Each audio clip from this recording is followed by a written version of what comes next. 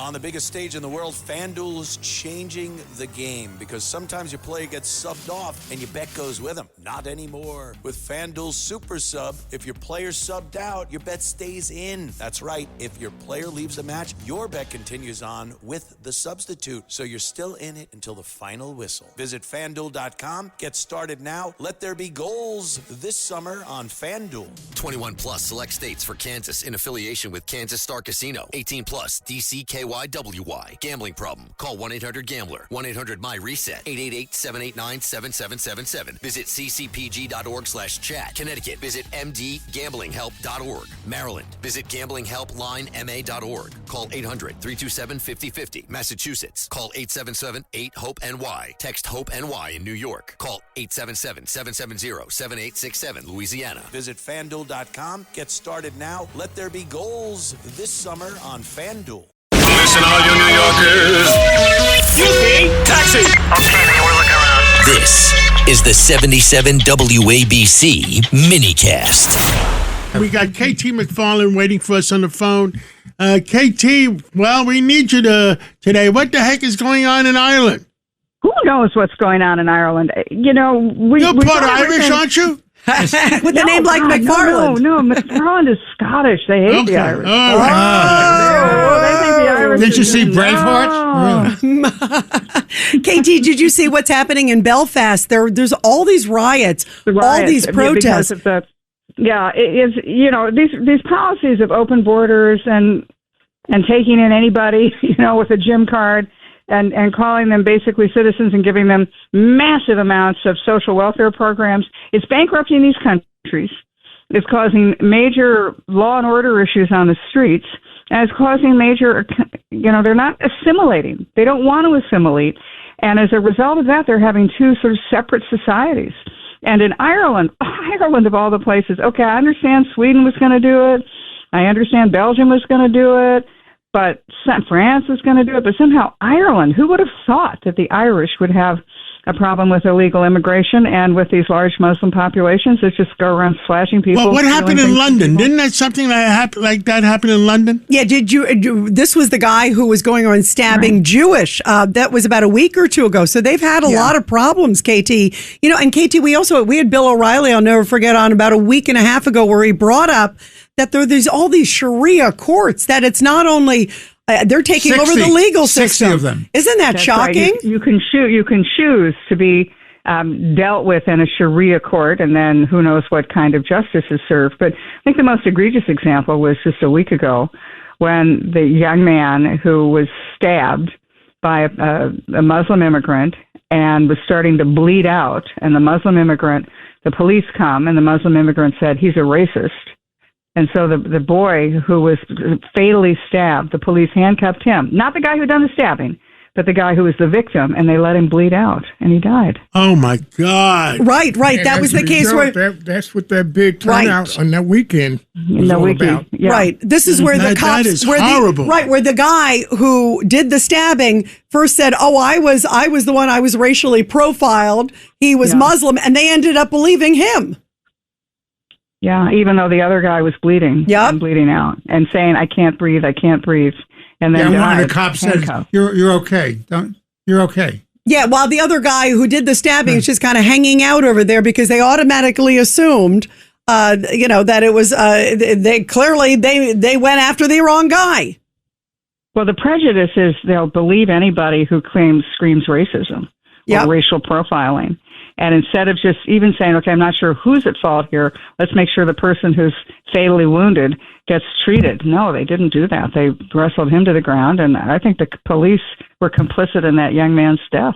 Wow. You know, KT, while we have you here, we got to ask you about Iran, too. I mean, there's so much happening, and President Trump just coming out a little bit ago saying that he is going to hit them hard tonight. What do you think he's going to do? And did you see there's a statement from one of the Iranian officials? They are like Defiant City. I mean, they are really trying to throw it back in his face and sort of bait the situation. Yeah, I just keep thinking back to 1972 when Henry Kissinger, my boss, was negotiating the end of the Vietnam War with the North Vietnamese. And they were kind of going back and forth, like Trump is doing today, back and forth. They have an agreement. They don't have an agreement. They pulled out of the agreement, tapping us along, as President Trump was saying. And then Richard Nixon made the decision in Christmas 1972, okay, let's hit them hard. Let's show them there's a penalty to this tapping us along and negotiating not in good faith. So he bombed Haiphong Harbor and he bombed Hanoi. Massive bombings caused major problems, not only military problems, but civilian sites. And so immediately the North Vietnamese asked if they could resume the negotiations with Kissinger, and we got a peace agreement within weeks. And so sometimes that's what you need to do, and I think that's what President Trump is going to do. You can't keep going the way it is. History repeats itself, Yeah, and maybe the Iranians take it seriously. We still have a lot of what targets? When you were talking about that earlier, what targets would they do? Well, there's still probably 25% of the military targets left. The missile arsenals, the drone arsenals, command and control structures, some of the senior leadership. So I think that's where they go. I don't think they're going to start bombing energy infrastructure. And the reason they won't do that is, well, they can always do that later. That's their sort of final move. President Trump's final move would be to obliterate the civilian and economic infrastructure. But President Trump's looking for what happens after the Iran war. You want Iran to rebuild. We don't want to have to occupy it. We don't want to have to rebuild it. And if they can get oil revenues in a new government after an agreement that everybody can monitor and enforce, then you want to have them with the capability of doing that. But I think also what President Trump's doing right now is he's trying to get the Gulf Arabs on board. Because without them, without Saudi Arabia and Bahrain, he already has the UAE, but without all of those countries on board, then it becomes very difficult to, A, verify that Iran is abiding by any agreement, and B, enforce punishment on Iran if they are not, and C, to attack those sites. So let's say Iran starts trying to rebuild. Well, we just bomb them again. Well, we got a problem on our hands. Yeah, it's a mess. Hey, KT, what did you make before we let you go about you probably heard this. President Trump says that more than 200 commercial ships have safely traveled through the strait. He said he had to put it out there because Iran found out, but he said, look what they've been doing behind the scenes. That's obviously great news. So what they've done is that every ship will have a transponder, how to ping it like a cell phone. And they turned it off. They turned the transponders off, and then U.S. naval vessels escorted those tankers through the strait. So we have a route. We know there's a route. We know we can do it. We don't want to have to escort everybody. We don't want to have to put that risk and that expense, but we know how to do it if we have to. Understood. It's like an airplane turning off their transponder. Right.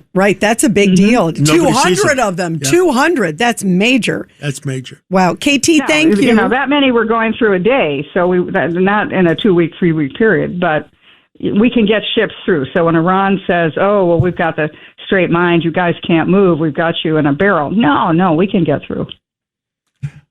Anything else you want to tell us, KT? It's going to be a really scary couple of weeks with regard to Iran. And I have confidence that President Trump is going to get a deal. It may not be 100% perfect. He's already done an enormous amount of good by destroying Iran's war-making capability. But just give the guy a little bit of time. If it's not working out, there's one thing that Donald Trump is not going to do is, as he says, be a Jimmy Carter. Thank you so much, KT McFarland, and we'll talk to you again real soon. And thank you for everything you've done for America and continue to speak out for America. Well, thank you, all of you, for what you're doing.